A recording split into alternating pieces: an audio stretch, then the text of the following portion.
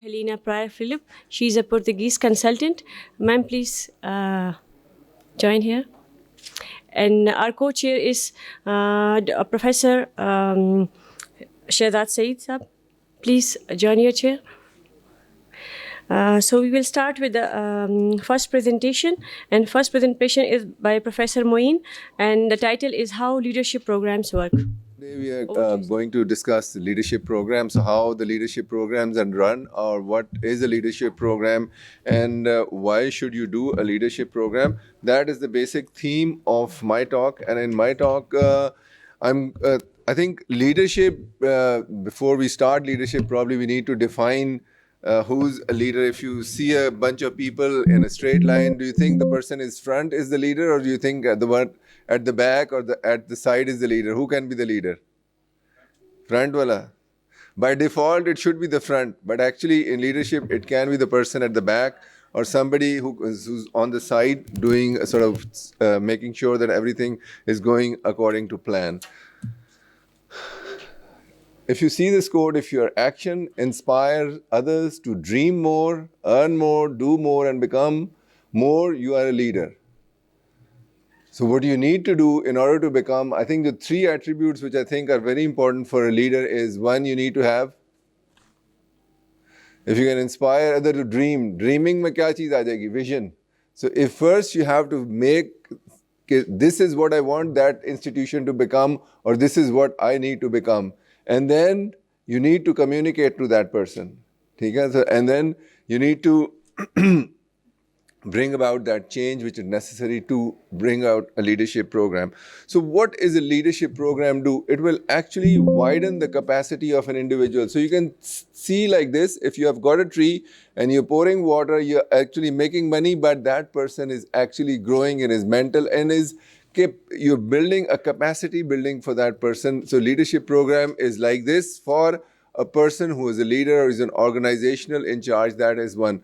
So a person, I can be a leader, I'm the chair of the department, but Jahanzeb can be a leader if he's the registrar of the department. So the attributes probably remain the same, but with maturity, the changes, the flexibility, the adaptability probably changes with them. So the attributes, so what you want is the design and executing organizational strategies and building alignment and helping others with career growth. And the important thing is help employees understand what not to do as a leader. So you don't want the people who are following you to go astray in the wrong path. The first you have to correct yourself where you want to go and how you're going to achieve that. So whenever you're developing a leadership program, you do training, then you would do coaching, final evaluation and assessment. So the person you are coaching will come out as a true leader. So what you want is strengthening ties between the employees and the organization, understanding the goals, and identify why you want to develop leadership, and then should be designed around the strengthening goals of all the employees. So we've, at the APO, we have the Leadership Development Program. Here you can see, this is, Shehzad is here. He's an alumni of the APO LDP program. I'm currently chairing that program. So this is an activity we built on team building. So what you do in this exercise is you ask everybody to hold that stick with the top of your fingers, and then you ask them to bring it down. It is actually called a helium stick exercise. Because everybody thinks there's helium injected in this stick, but actually there's nothing injected in this stick. It's because until the stick finds a leader, it will not go down. Unless one person tells the stick, tells everybody that bring it down at one sequence, it is not going to go down. So as a leader, you want to build a team, and that team should work synchronously with the team. So if she says something, everybody should do the same thing because they have accepted him as a leader. So getting the team together is a very important thing. And first, when you build a team, there are different steps in which you go through a team building. Then there's another thing which is called cycle, which is called experiential learning in medical education. So if you say that what you want is first you want to reflect on what you're doing wrong, and then you are giving an abstract conceptualization, active experience, and then concrete experience. So what happens is, in experiential learning, you will experiment with something and you will gain that experience, and slowly with experience you gain more and more. Probably, if you can say, when you're doing surgery, you are part of an experiential learning at that stage as well. That is why you want to have somebody with you in that part of the experiential training, so that you go in the right direction when you're doing that over there.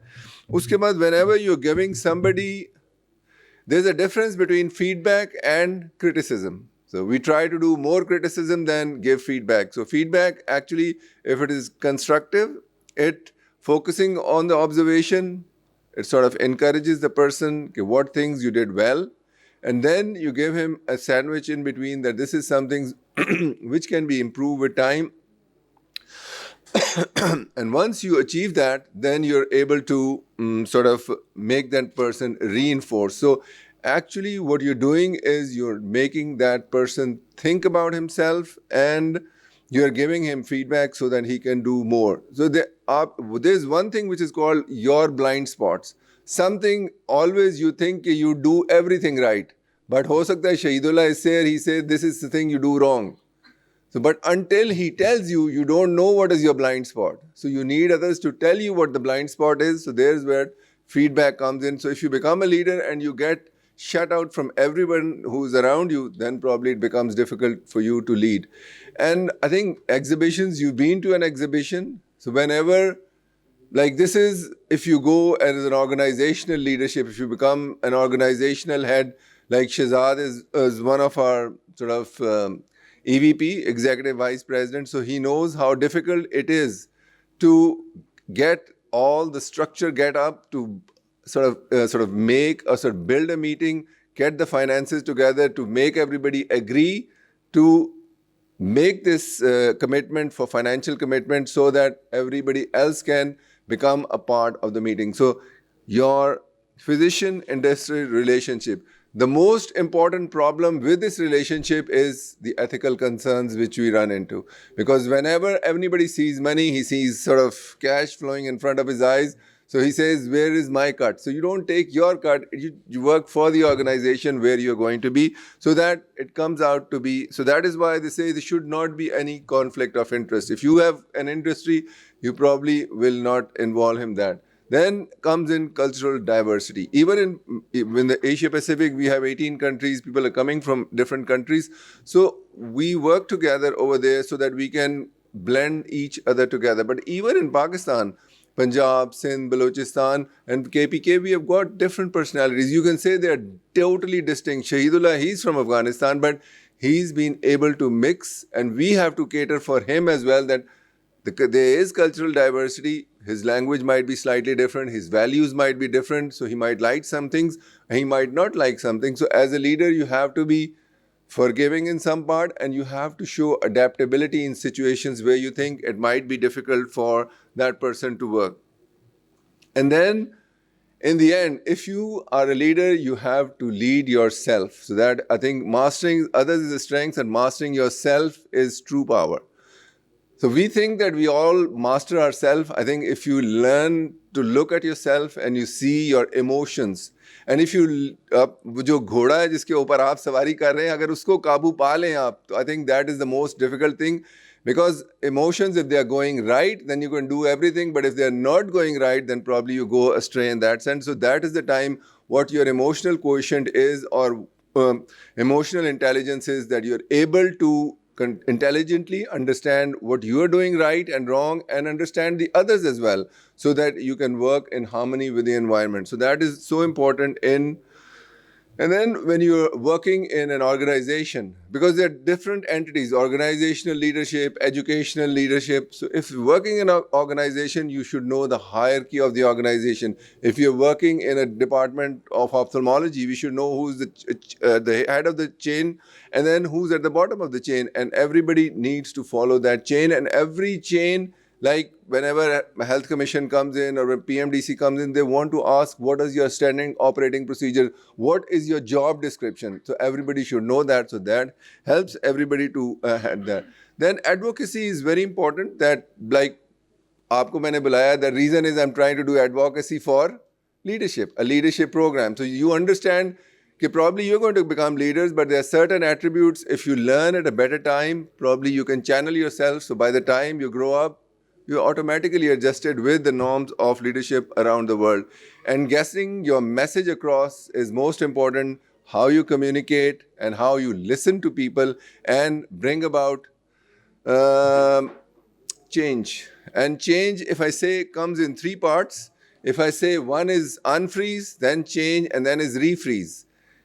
Unfreeze is when I say, I'm going to do this. If I say I'm coming and I say I want to bring about a change that everyone should come on time. And if everybody's coming not on time, so that becomes a big change for the group. Obviously, everybody adjusted, everybody's got their own chores to do and everything's to do and habits. So what you do is you unfreeze the person. You will motivate that person. You will tell that person and you encourage that person that then you bring the change. Then you sort of plan changes and you encourage that people that you're coming on time. Obviously, we give you some relief on that and you get motivation out of this. And then once it's done, then you refreeze and you say that now we're going to check how better you perform because you've done that. So that is reinforced that you are able to do things together. So then we do leadership projects and then step back consultations and then negotiation and stuff. So leadership has nothing to do with seniority or one's position in the hierarchy of a company. And then leadership doesn't automatically happen when you reach a certain pay or grade. And then leadership has nothing to do with titles. And leadership has nothing to do with personal attribute and isn't do with management. The only definition of a leader is someone who has followers. Too simple. Thank you. Yeah. Now our next presenter is Dr. Helena Pereira Philip, a Portuguese consultant for the ones who have joined now. And she's a medical educationist and a part of Ophthalmology Foundation. So welcome you, madam. And to pass them on here? Right. Okay. Greetings, everyone. It's a pleasure to be here and an honor to be part of this scientific gathering. Thank you so much, Professor Moin, for having me. And talking about subjects, this one particularly is very dear to me, is about mentorship and how mentorship can be so key, so fundamental in our trajectory, in our life trajectory, not only professional but also as persons.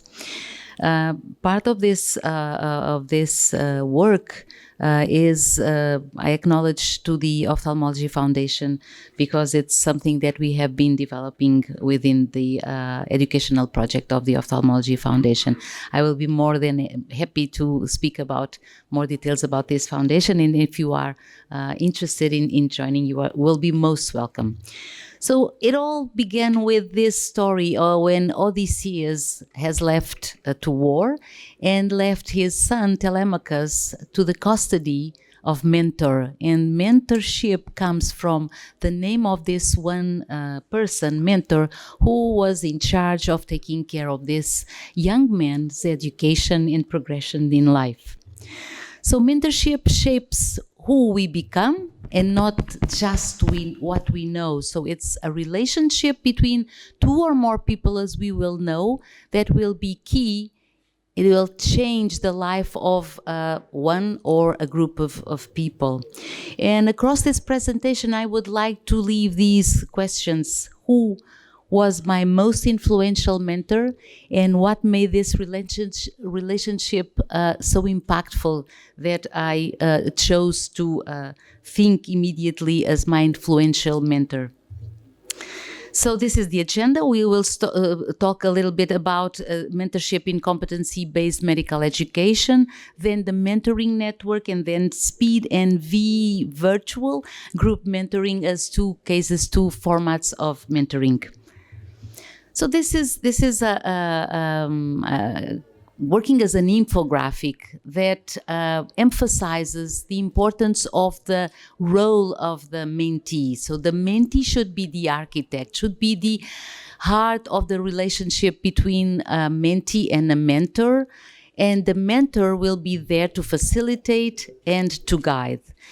We can divide these relationships kind of as cycles and with three phases. the phase of preparation when the mentee chooses his or her mentor or mentors, and then followed by building a relationship between the people gathering there so that they can essentially trust each other, that both of them, if we are speaking about a dyadic relationship, can grow as persons and as professionals, because the mentor also grows in an effective and enjoyable mentorship relationship, and then afterwards plan and then reflect about what has been accomplished, if the outcomes that were set at the outset of the relationship had been achieved or not, and then it can be a breaking or continuing again throughout life. And we all know that our relationships with our mentors have been evolving as we have been evolving through our lives, and sometimes they seem to be very dormant, and all of a sudden they are there, the people is there, and our learnings are also there and emerge at a certain time. It's important also to have this kind of balance between a challenge and support, and within a vision that reunites or unites the mentors or mentor and the mentees or the mentee.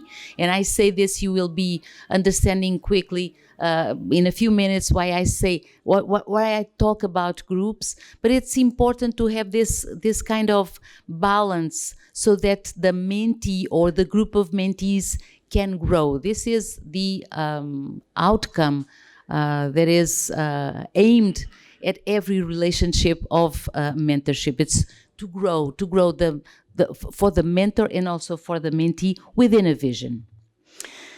Mentorship in competency-based medical education is more important. So it's a topic that has emerged when we speak about competency-based medical education, that has emerged as fundamental to actually lead competency-based medical education. When we think about the materialization of competency-based medical education with EPAs, I don't know if you are acquainted with EPAs, so entrustable professional activities. Entrustable, there's the word, there's the key word is trust. And we have trust in whom we know, in whom we have been working with. So this is so important in how mentorship is so important within the context of CBME.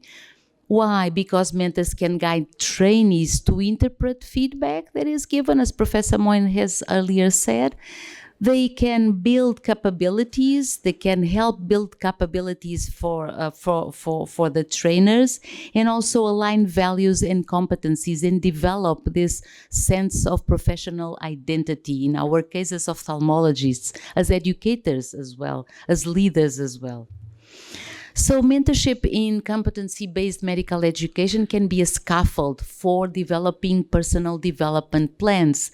Something that we sometimes do without being aware of it, but we can write, we can reflect about it, we can journal what we have done, what we aspire to, and the plan that we envision to attain that aspiration. And this can also be helped and facilitated by mentors. So it must be intentional, evolving self-growth map for every one of us, or for a team, or for a group, for an organization. And mentors can help setting goals, align with competencies, can help identifying the competencies, the strengths, and also find blind spots, as Professor Moin has pointed earlier, and also link practice with the vision and values. Not only practicing ophthalmology, but also practicing ophthalmology with the vision, within values. And we have that as a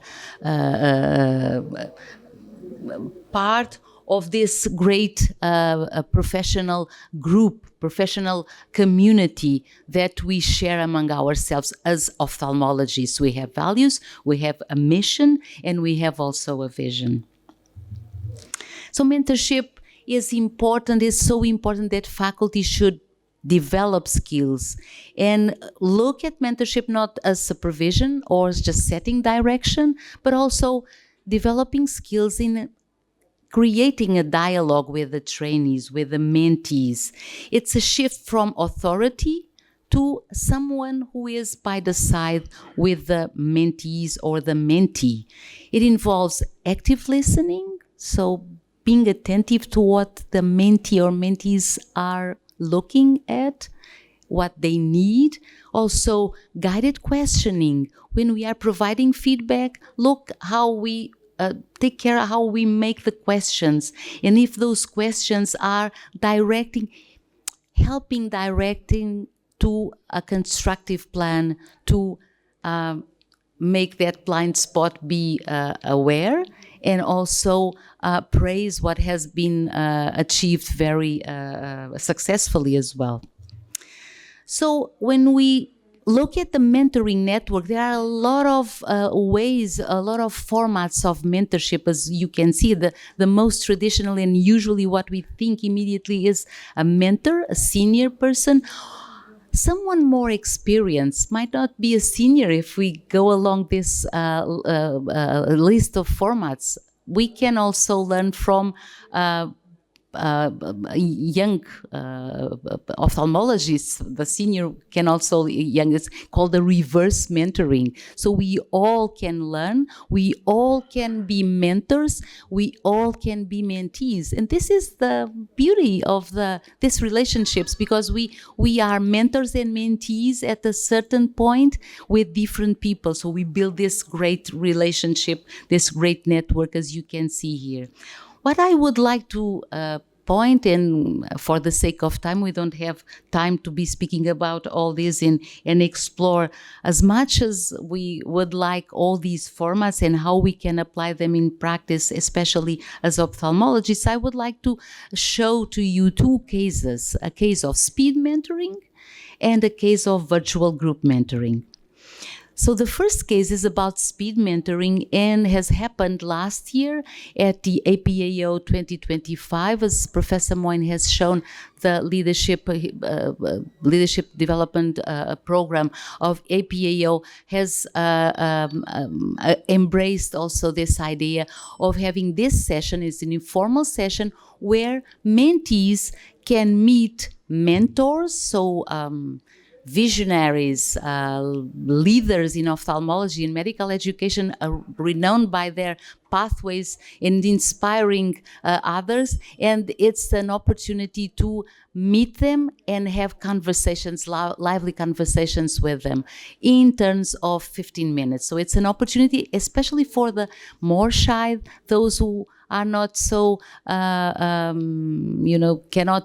find opportunities to have this kind of approach. It's an opportunity for them to meet new leaders and be inspired and live with more insights. And the group mentoring as well, that help the professional society leaders develop competence as educators. So speed mentoring fosters networking and mentorship, seeks to empower mentees to take proactive steps in their professional development. So these mentees came by themselves, sought for the session, and chose their mentors to be with and to speak about.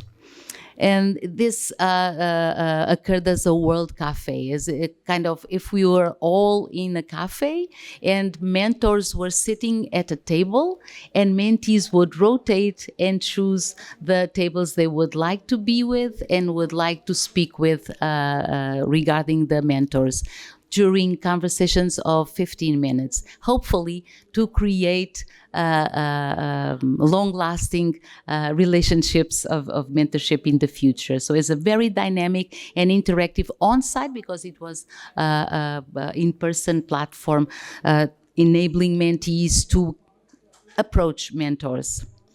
And this is a very nice word cloud of what mentees and mentors asked after the session liked most. You can see the words that were more repeated in the open questions survey, and what they would change as the result of being part of that session. So everyone felt very fulfilled at the end of the session, both mentors and mentees, with the format, with what they have exchanged.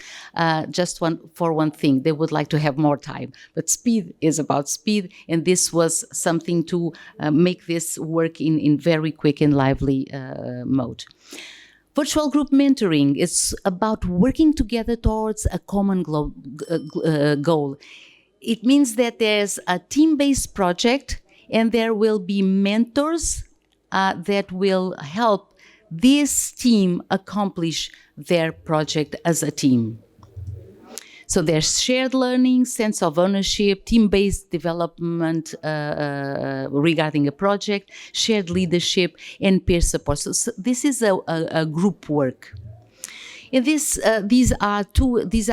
following 3 slides are about 3 examples. This is one example of faculty development on curriculum design that has occurred virtually in a virtual space using group mentoring, where there was facilitation, peer mentoring, co-mentoring, and all the group could be considered as a community of practice because they had this domain that was medical education, in this case, to be better trainers at their settings, and they developed work with that. They undertook a program on curriculum design, and they interacted regularly, and they build this community, this WhatsApp-based community. And also we accomplished this with the Congolese Society of Ophthalmology and also with the Mozambican College.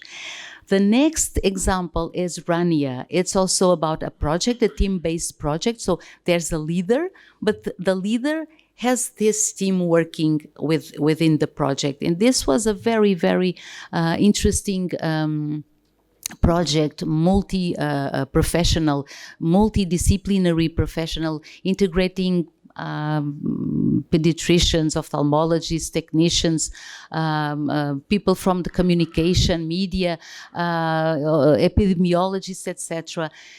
The caveat is that it started in Sudan by Dr. Visionary Isra Muhammad, where there been a war going on, as you know, and this has been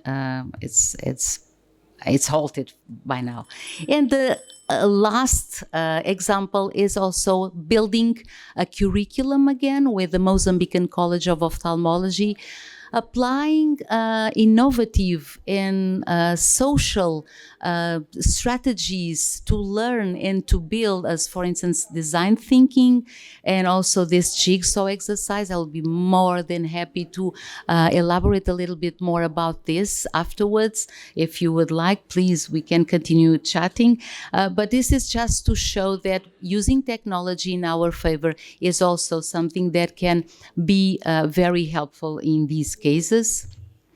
And in summary, mentorship is key for professional development. So it's important to build mentorship into curriculum, but also consider multiple formats, not only stay frozen with the dyadic model, but also being open to reverse mentoring, virtual mentoring, peer mentoring, group mentoring, and we can use technology for that, and also speed mentoring.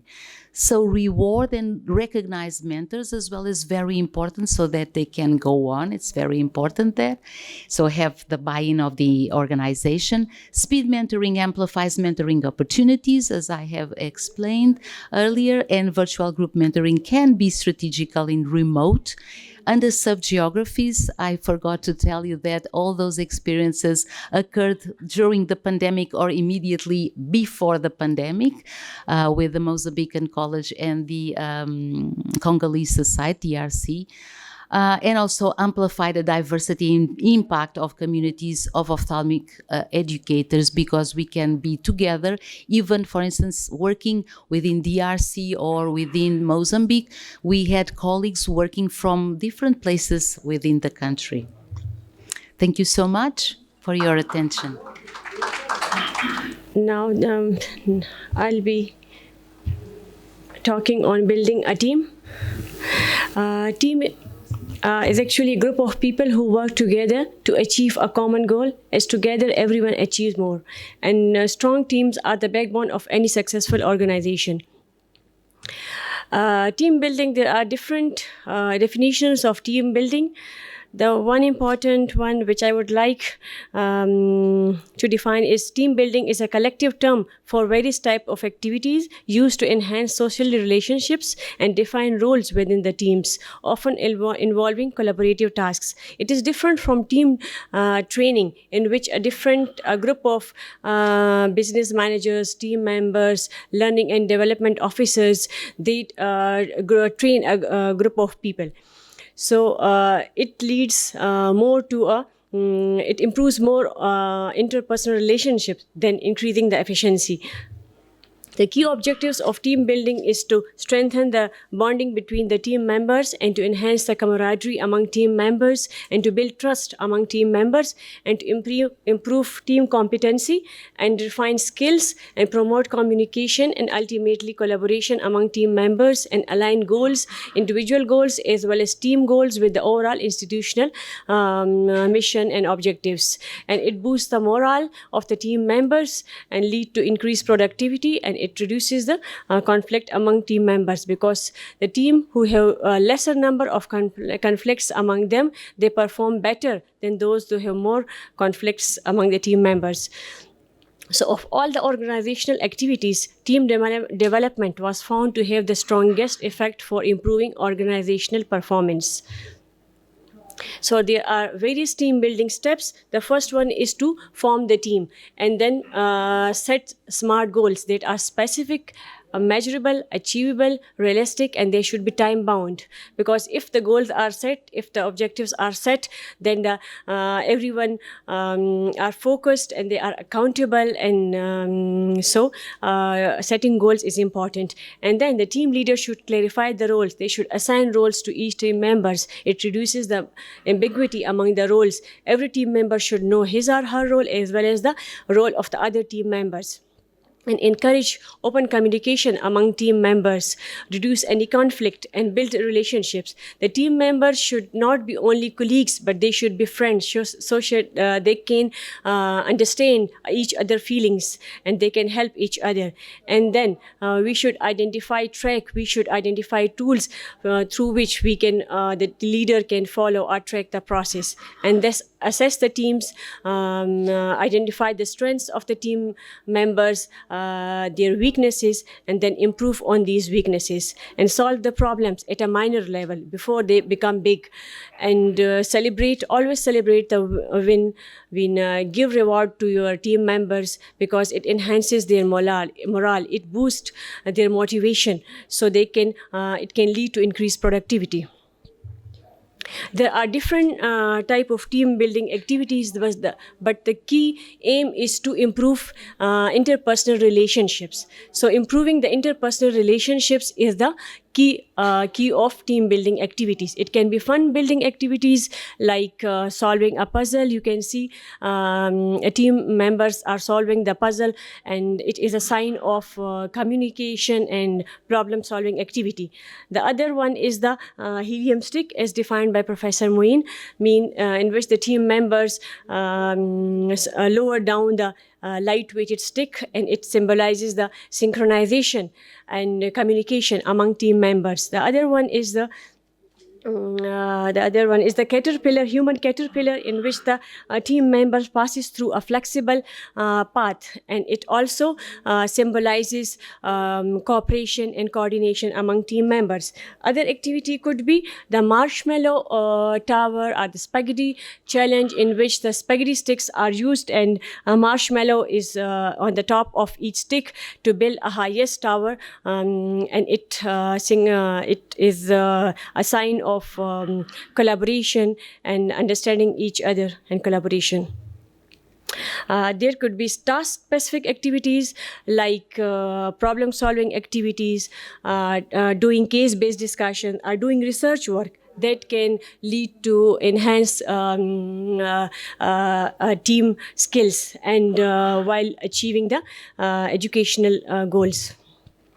We can have, workshops and trainings as well as social events. So all these activities are to increase the interpersonal relationships among team members that can lead to enhanced productivity. So a study has shown that teams with 10 or more members appear to benefit the more from team building, and it is attributed to larger teams having a greater reservoir of cognitive resources and capabilities than smaller teams. So there are different stages of team development. Just like human development, these stages of team development are not always linear. The team members can toggle back and forth between different stages. These stages are forming, storming, norming, performing, and adjourning. And each stage has its own behaviors and emotions associated with these stages. So the first stage is the forming stage, in which when the team members come together for the first time, they are excited, they are nervous, some are unsure what they will do, what they are going to achieve, and they are hesitant of how they will speak upfront in front of all the team members. And at this stage, they want the guidance of the team members and the team leader. And the team leader should come forward. He should or she should facilitate introductions. They should do team ice-breaking exercises and provide guidance. And the team leader should define goals and missions of the project, that what they are going to achieve and how they will achieve, and clarify team roles. Identifying the roles is very important, because if everyone know their roles, there will be less ambiguity, there will be less conflicts, and everyone will do their own job. And outline project management tools and expectations, what they are going to expect. Identify the tools that will measure the outcomes, and then schedule regular meetings and check-ins, and foster open dialogue. Open dialogue is very important. The leader should listen to all the team members. And the second stage is the storming stage. In the storming stage, the clashes can happen. There can be power struggle, there can be conflicts among team members, but it is a right thing. It is a normal thing. It happens during the team development process. So a leader should come forward and acknowledge that these all complications are normal. They should focus less on problems and more on solutions. They should convert problems into opportunities and establish boundaries for all the team members. And practice active listening. It's very important to listen to all team members and remain objective. Norming stage is when, after confusion and conflicts of the initial stages, cohesiveness and collaboration begins and the productivity starts. It is the time when you should celebrate the win. Celebrate the win, recognize the contribution of each team members, what they have achieved, and because recognition, inclusion, it increases, it boosts your morale. So it's very important to give rewards and recognition. And collect feedback. Feedback is very important, through which you can improve what you want to achieve and provide individual support where it is needed, while encouraging team building. And performing stage, the teams reach their peak performance and they have earned their conflict resolution abilities, and personal and collective productivity begin to increase. So the leader should continue to offer coaching and support and acknowledge contribution of all the team members. Celebrate the wins whenever there is win. Always celebrate it and give reward. And encourage shared leadership. Leadership should not be concentrated in one person. They should be sharing it. Those who have the skill, they should come up. They should come forward and do the task. And while the other members lead the team at another time. And the most important thing which must not be forgotten is the work-life balance. One should avoid from burning out. The adjourning stage is the last stage when the teams conclude the group's functions and they say goodbye to each other and they start a new project. But at this time, there are bittersweet feelings. So the team leader should come forward, again listen to everyone, address any uncertainty, and address the emotions or the feelings associated with this phase, and recognize the achievements of all all team members. So the take-home message from this presentation is team building is not a one-time activity, but an ongoing process that strengthens relationships, improves efficiency, and enhances organizational performance. Thank you. Now I would like Professor Tayyiba Gul to please come on the stage and have a talk on white coats, bold hearts, living with purpose in medicine. Good afternoon and assalamu alaikum.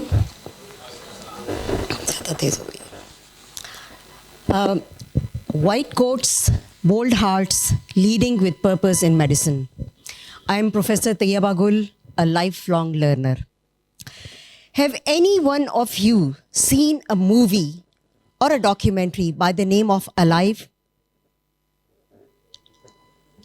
Anyone? It is basically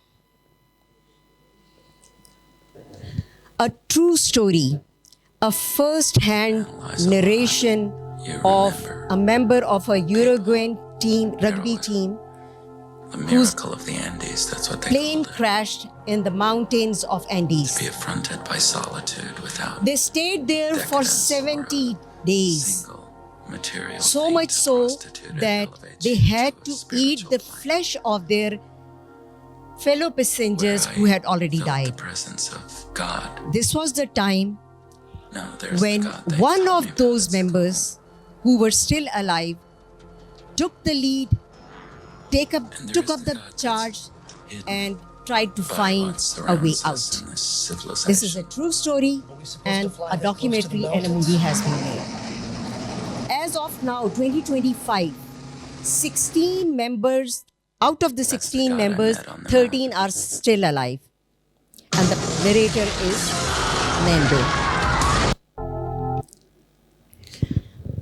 In the next few minutes, I'm going to take you through the journey of my evolution, through the journey of evolution of my concept of leadership.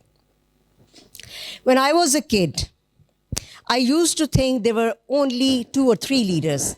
One was Qaid-e-Azam Muhammad Ali Jinnah, founder of Pakistan, and the other was Allama Iqbal, who gave the vision of Pakistan. No other leader. Or maybe Sir Sayyid, leaders of lower level. That was my thinking. They are not. And my concept was, you know, very famous verses of Urdu poetry. हजारों साल नरगिस अपनी बेनूरी पे रोती है, बड़ी मुश्किल से होता है चमन में दीदावर पैदा. For madam, this Urdu verse means that we have to wait for 1,000 years and then a leader is born. That was my concept. When I was in the high school, 2 more leaders entered into my concept. A teacher who teaches, trains, and is compassionate, and a prefect and class monitor who takes care of the class when the teacher is not there. When I became postgraduate resident, my supervisor, he was another leader who came into my concept. He was a silent worker, teacher, trainer, telling do's and don'ts, not only about ophthalmology, but also about the life. Humility to listen and giving respect to others. And this was another leader. When I became consultant, I had to deal with administration, the head of the department, the head of the institutions, and then I came to know these people had no time to listen, no time to answer a call, no issue can be discussed with them, so on and so forth. And I thought, is this leadership? This was the time when I took some courses, online courses of leadership. And then the fog began to clear. I came to know that leadership is not about the leaders themselves. It is about others. It is about the people, to inspire people, to empower the people with shared vision and leading to change. I also came to know that the leadership is not defined by position or hierarchy, which was my earlier concept. The one who is at a higher position is a leader. No. The leadership is courage to act with clarity when the stakes are high, the humility to listen, guiding the teams. To satisfy my quest of finding out what leadership is, Moin Saab knows I always used to argue with him. He always said, you are a leader. Everybody can be leader. And I used to say, no, leaders are born once in 1,000 years. Aapko yaad hoga? So I looked up in the dictionaries, Oxford, Merriam, Cambridge Dictionary, and the common things which I found in these dictionaries was responsibility for a group, influence, guidance, and authority. Then I further explored the philosophical meaning of leadership. According to Plato, wisdom and virtue were the main things which should be present in the leaders. Similarly, Aristotle was more focused on the morals. Confucius, the name is very difficult. Confucius, according to him, the concept of leadership was morals. But as the evolution was occurring in my concept of leadership, the concept of leadership was also changing in the history. And now in the modern leadership, John Maxwell, who is modern leadership thinker, according to him, leadership is influence, nothing more, nothing less. And he proposed 5 levels of leadership skills, starting from position, permission, production, people development, very important, and then is the pinnacle, the highest level of leadership. So, what is modern leadership? It is purpose-driven. A person with vision, who has values, who is accountable and make others accountable. Integrity, adherence to moral principles, and compassion, these were only just small parts of leadership. In ophthalmology, every day starts with a challenge. We have to make a challenging diagnosis, a teaching moment, a conversation with a family, and these are not just the tasks. These are the moments of purposeful leadership. I started my talk with a story, a true story. And now, at the end, I would like to show you how the white coats with bold hearts save the world. Take accountability for your actions. You can take all the credit in the world for the things that you do right, as long as you also take responsibility for the things you do wrong. It must be a balanced equation. In the 18th century, there was something that spread across Europe and eventually made its way to America called puerperal fever, also known as the Black Death of childbed. Basically what was happening is women were giving birth and they would die within 48 hours after giving birth. This Black Death of childbirth was the ravage of Europe, and it got worse and worse and worse over the course of over a century. In some hospitals, it was as high as 70% of women who gave birth who would die as a result of giving birth. But this was the Renaissance. This was the time of empirical data and science, and we had thrown away things like tradition and mysticism. These were men of science, these were doctors. And these doctors and men of science wanted to study and try and find the reason for this Black Death of childbed, and so they got to work studying, and they would study the corpses of the women who had died.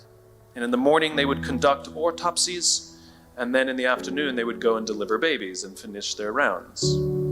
And it wasn't until somewhere in the mid-1800s that Dr. Oliver Wendell Holmes, father of Supreme Court Justice Oliver Wendell Holmes, realized that all of these doctors who were conducting autopsies in the morning weren't washing their hands before they delivered babies in the afternoon. And he pointed it out and said, guys, you're the problem. And they ignored him and called him crazy for 30 years. until finally somebody realized that if they simply washed their hands, it would go away. And that's exactly what happened. When they started sterilizing their instruments and washing their hands, the Black Death of childbed disappeared. My point is, the lesson here is, sometimes you're the problem. Take accountability for your actions. You can take all the credit in the world for the things that you do right, as long as you also take responsibility for the things you do wrong. It must be a balanced equation. So, starting from my childhood now as of 2025, I admit, sir, I am a leader, not as good as you are, but I am a leader. Thank you very much. If we at all understood ourselves, first of all, for the audience, if you feel that you understand yourself, then you are in the wrong hall. And if you feel that in 10 minutes I can make you understand yourself, then again you are in the wrong hall. If we understood, this is the leadership development program session. And we are supposed to be the leaders. And we have overshot the time by about 20 minutes. The next session has 13 presentations. I don't know whether they understood how can they manage those 13 presentations in 1 hour when we didn't even manage 5 in 1 hour. So I am infringing upon their time because I feel I can get away with it. But the moderator is sitting right here and he can stop me. So I need to understand and have a balance. I'm going to cut it very short. I'm not going to show you any slides because I think it's discourteous for us to continue while the next session is here. So I'll just summarize what actually the point I wanted to make. There are 3 things. If you strike a balance between those 3 things, you may mildly start understanding your potential. If you overestimate yourself, you are going to end in a disaster. If you underestimate yourself, you are never going to progress. And the scenario against you, and scenario is not just people, it's the situations, it's the opportunities which you have to grab at the right point of time. If you can understand that, then trust me, you would be one of the best leaders we can have. I'll give you my example. I thought I wanted to be in the armed forces and I also wanted to be a doctor, so I joined the Army Medical Corps. 26 years and I realized that I cannot do a job. So I resigned and I started my own hospital. It was very exciting, very challenging, everything going well. But now suddenly I realized that I'm in the wrong profession. So I want to be a travel blogger. So you can change your goals, but those goals, for example, being a travel blogger, maybe I'm not understanding myself because you need a lot of money or a lot of sponsors for that, and unfortunately I don't have both. So if you want to change your goals, they have to be according to the situation which is in your hands at that point of time. Then yes, you can. But if you don't, then that is going to end in a disaster. You presume that you want to be a leader, then you have to be an example for others. So whether you are overestimating and ending in something which should not have happened, or you are underestimating yourself and you are not doing anything, you cannot be a leader. So you have all the slides, you can see them online, but 3 things, like I said, if you balance them out, I think being a leader and being a role model would be easier for others to make them convinced to follow you. Thank you.